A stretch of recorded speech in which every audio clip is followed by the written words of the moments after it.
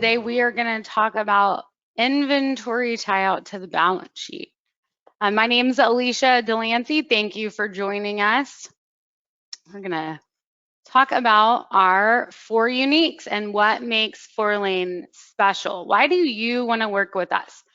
So we are a value-added reseller for QuickBooks, NetSuite, Xero, and Acumatica, one of the firms that can do all, not just one, but all of these different either ERPs or financial softwares.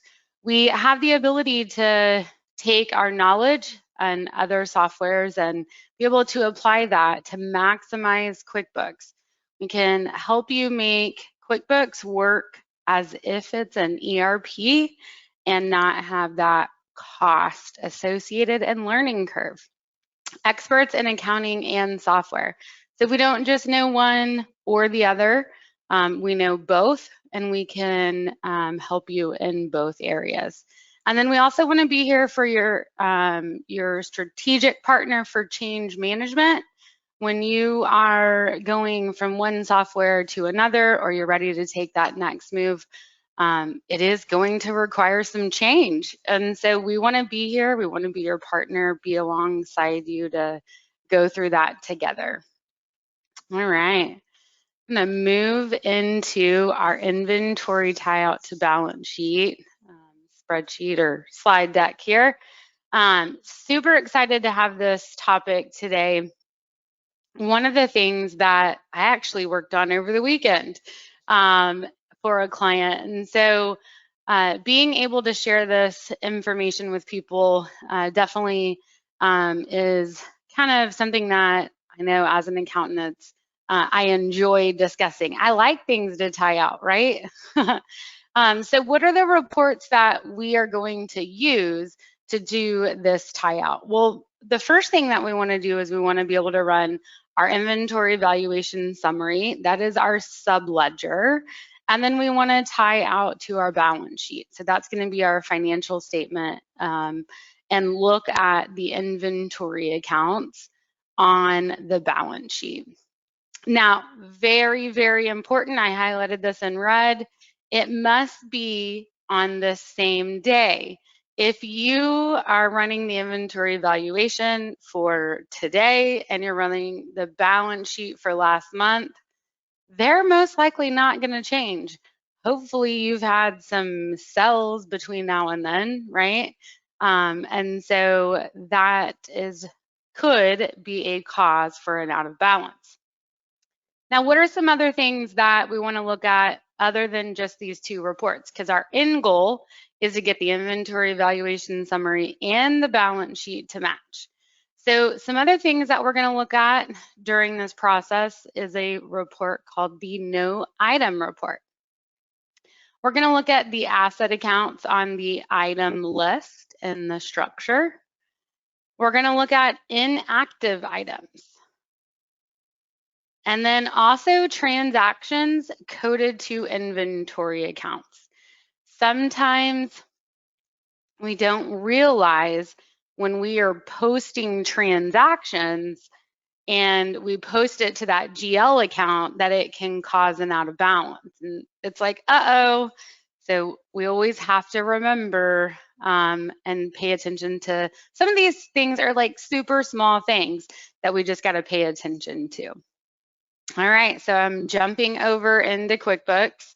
And again, inventory is something I could talk about all day long. So I am going to try to monitor as close as possible. We will end on time, but it's just one of my favorite topics here. So we're going to get started. So one of the things that I always like to talk to my clients about is let's go take a look at our chart of accounts first. So I have in a sample file set up to have a total inventory parent and then 2 sub accounts underneath it. These 2 sub accounts are what hold my inventory, and then this parent, nothing's going to be posted to it. Okay, that's the goal anyways, right? And so this will also let me see my 2 accounts and very easily on the balance sheet what the total is. So I always want to make sure that we have something set up like this in our chart of accounts for inventory. It makes this tie out process so much easier if we do that. We don't have to calculate in our head or go get a calculator. It does it for us. Okay, so I'm going to come up to my reports, company and financials, and I'm going to go open up my balance sheet. So right here you can see super nice and pretty. I've got total inventory, and that is 124,602.54. Very that was very simple when I put in that header there. Now we're going to go back to reports. We're going to do inventory valuation summary. Okay, I got to make sure that these are the same day. This is a sample file, so it always defaults to the same day for me, which I got a little lucky there. All right, so I have some crazy numbers. So let me go back to my balance sheet. Total inventory, 124,602. Can kind of make you think that you're a little crazy. $124,000 inventory valuation summary asset, $819,000. I've got a huge difference, right? So, how am I quickly going to solve this? Well, the first thing that I'm going to do, I'm going to go ahead and check off. Let's show inactive inventory items and check that off and see if this makes a difference. Oh, that number did make a difference. I'm going to do that one more time. I'm going to uncheck it, 819, check it back, 821. I've got an inactive item, so I know I've got to go find that. Okay, so that definitely tells me, well, one, hands down, I got a big problem because I got a huge difference, 821,000 on the inventory valuation and only 120 something on my balance sheet. So I've got my inactive items, I know. Now I'm going to go check and see. I've got something probably coded wrong because that just, is a huge number. So I'm going to go look at my item list, and I'm going to run the item list report, the item listing report. I'm going to customize this. And I customize this so that I can include just the things that I want to see. So the things I want to see is inventory parts and inventory assemblies.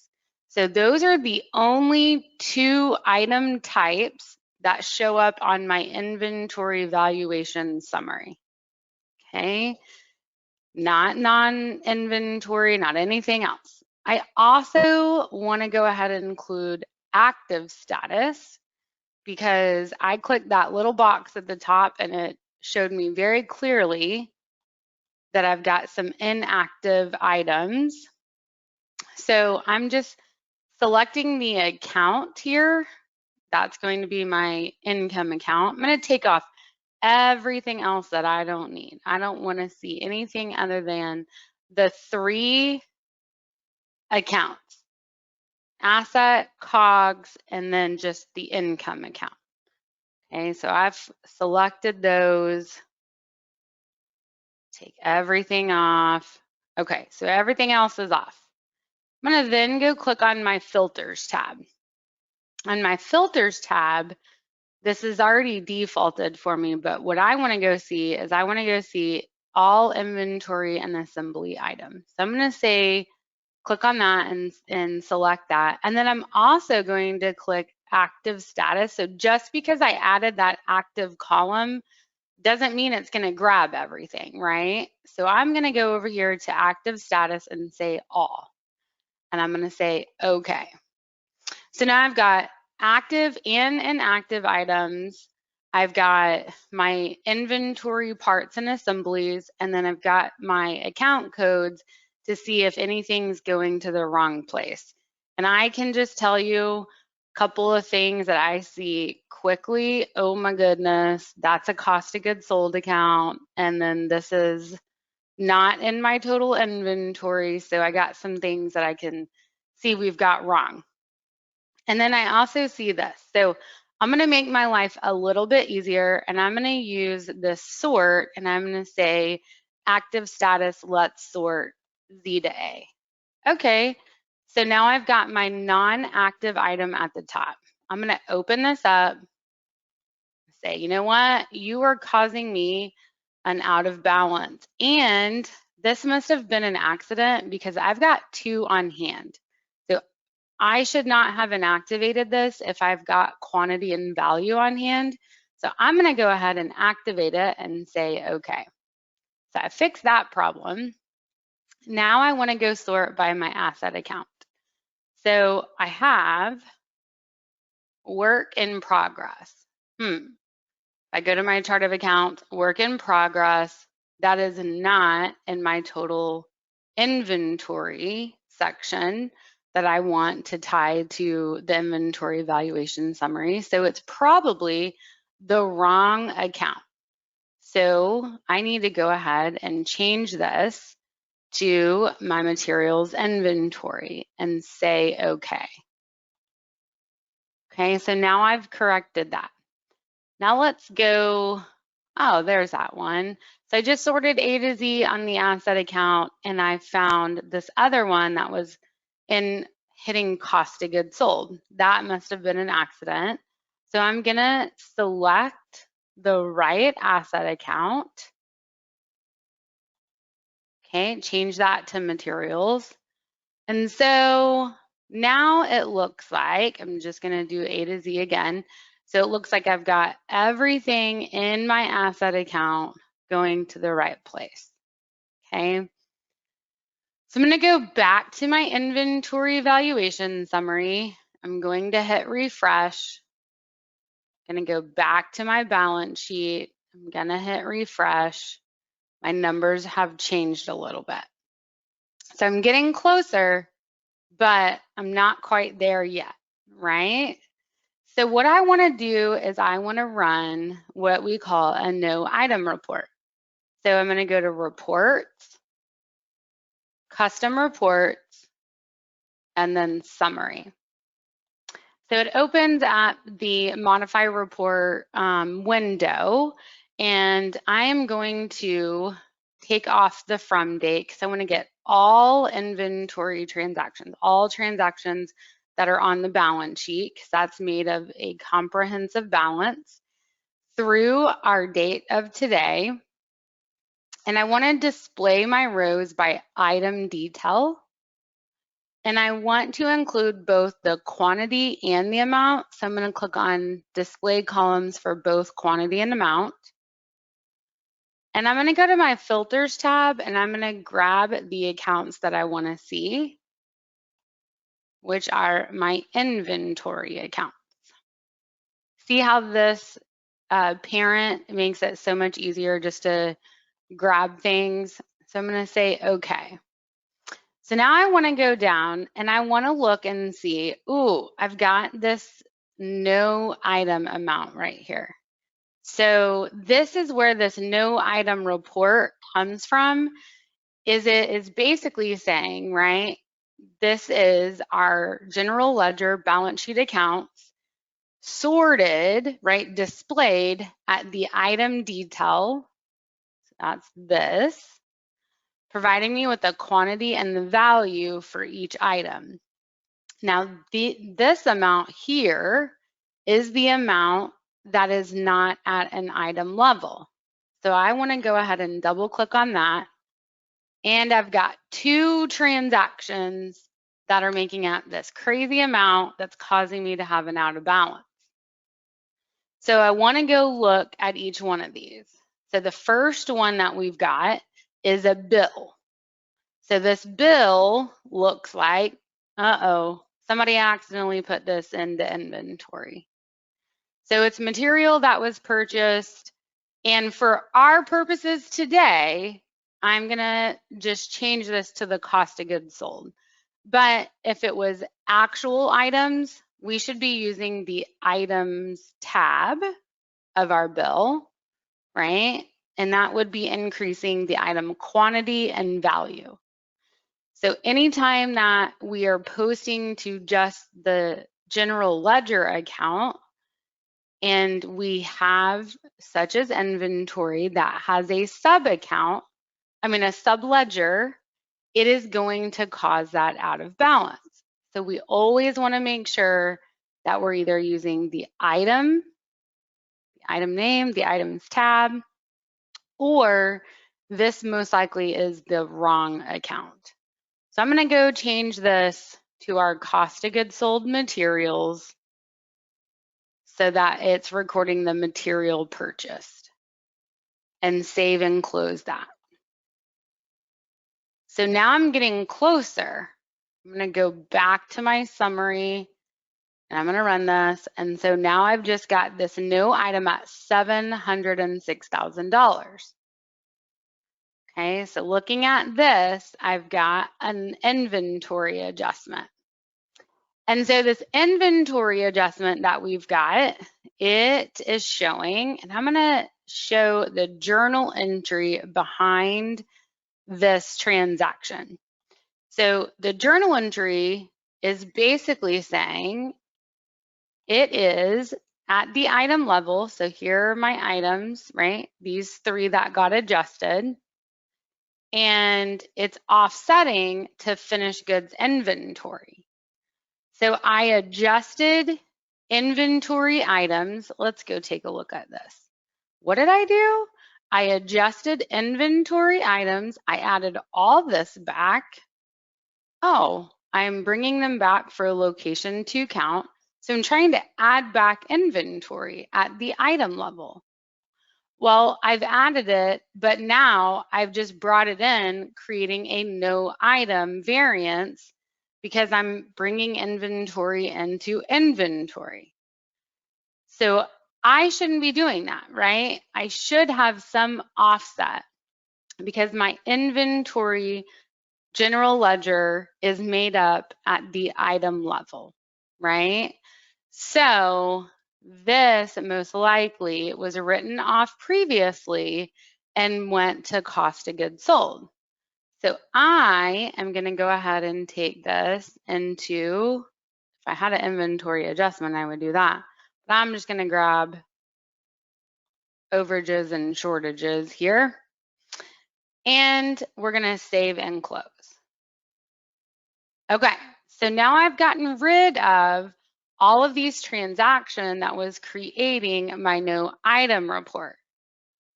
All right, so hopefully now my balance sheet and my inventory valuation summary should tie. So I'm going to go back to my inventory valuation summary. I'm going to refresh that. I'm going to go to my balance sheet and I'm going to refresh this. Oh my goodness, my numbers are getting closer. So 821, 101.39, and my inventory valuation summary 821, 101.39. They tie. So some of the things that we went over and we changed, that was transactions that were coded directly to the account, the inventory account, not at the item level. We changed the asset accounts and where they were coded. We also changed the inactive and active status of items. Okay. And what made this like super easy is I was able to have a quick total on my balance sheet because I have a parent-sub relationship between these inventory accounts. It was real easy to be able to see what my total was. Okay, so I do want to go back to the inventory valuation summary and talk about, again, the things that are reported on here. So one reason, right, that this is just showing inventory value, inventory valuation for parts and assemblies is when we go in and we set up an inventory part, right? This is where the inventory information is. And QuickBooks already has a default account it creates when we are setting up a new file and we turn on inventory. It automatically creates a default account. And that is what allows us to be able to tie to our subledger. So these other current asset inventory accounts, this is what is designated. So we have to make sure that we're selecting the right account for the inventory part or the assembly. This sample file makes it really easy. Inventory parts, they are just designated to materials inventory. And then the finished good, that was designated for inventory assembly items. So definitely something that everybody's chart of account can be different, but we have to make sure that this asset account is being coded to an other current asset inventory account.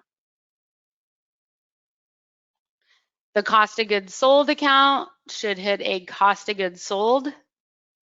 And then we have to identify the income. This is not automatically set here. So that income account is something that has to be selected. So don't forget about these other two, just because we really only have to select this one. Okay. Inventory part, and then here's the example of the assembly. Again, inventory information right here. And that is what is going to put it on the inventory valuation summary. So in inventory parts and assemblies, active or inactive will show up on the balance sheet, right? If it's got a quantity and a value, it's going to show up here, no matter what. So we would have to make sure that we're including this.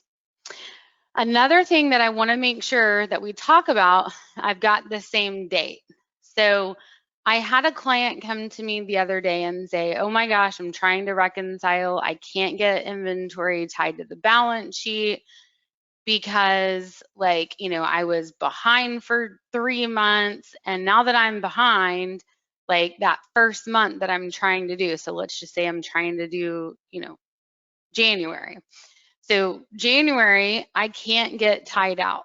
Well, if I have inactivated any items between January and today, and I'm trying to run this report and do a tie out, we recommend doing these tie outs as part of a month-end close process, right? If it's something that you're doing outside the system, we could help you do all of the month-end close work inside the system, but this is what we teach our clients. And so if I'm trying to go backwards, right, to a prior period, and I've inactivated inventory and it had a quantity and value back then, I have to make sure that I include this.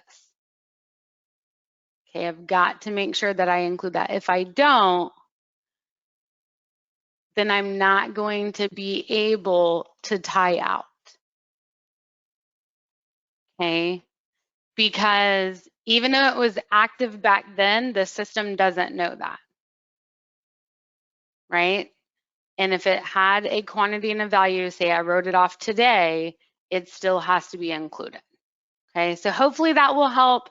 I know that I've had a lot of clients run into that issue and problem. And they're like, whenever, we go through this and it's like, oh, it literally was just this little button here. It can become frustrating, right? And so just clicking that one little box can make a big difference so that it does tie out.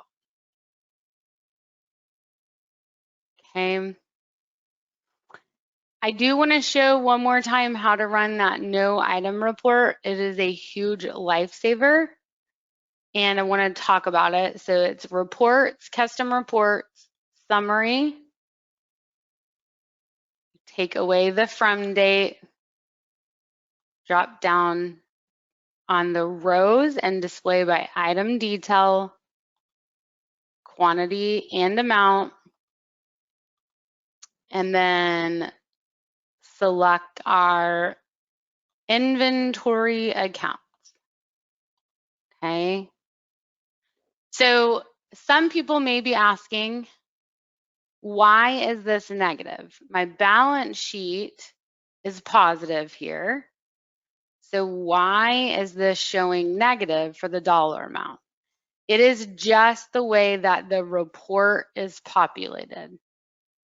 The report shows the opposite sign because it is reporting with the quantity at the item level. So this amount here, even though it's showing in negative, it is showing a positive balance sheet. It's just the way the report is being displayed. It does not mean it's negative 821. Okay, hopefully everyone sees that, knows that. If you didn't, now you do. If you have a variance between inventory parts and assemblies, right, between the balance sheet and the inventory valuation summary, and you can't figure it out, you've gone through all the steps that we did and you still can't figure it out, I like to make sure that I go back and I look at the total assembly and I look at the total inventory part so I can try to narrow down where I'm out of balance.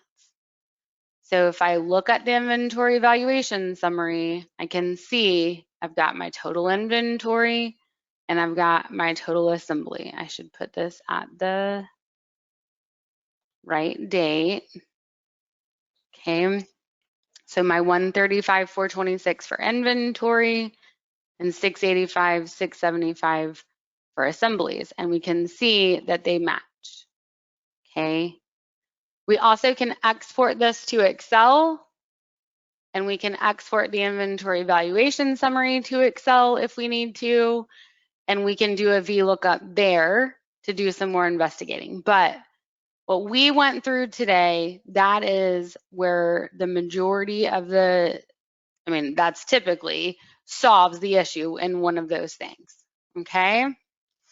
All right, well, I hope that everyone enjoyed watching me go through that. We have about 2 minutes left, so I do want to remind everyone of our upcoming QuickBooks Enterprise Future courses. Next week, we've got the no item report and why it is important. We've got tips and tricks with banking, forecast creation, recurring services, creating beginning balances in QuickBooks Enterprise versus QuickBooks Online, budget creation, and database review. If there's a topic that you would like to learn about, please visit us on our Facebook group. Go to our Fourlane website, fourlane.com. Put some notes, send us an email, leave us a comment in the chat. We would appreciate talking about the topics that are meaningful to y'all. And then I just want to say thank you. Come back again next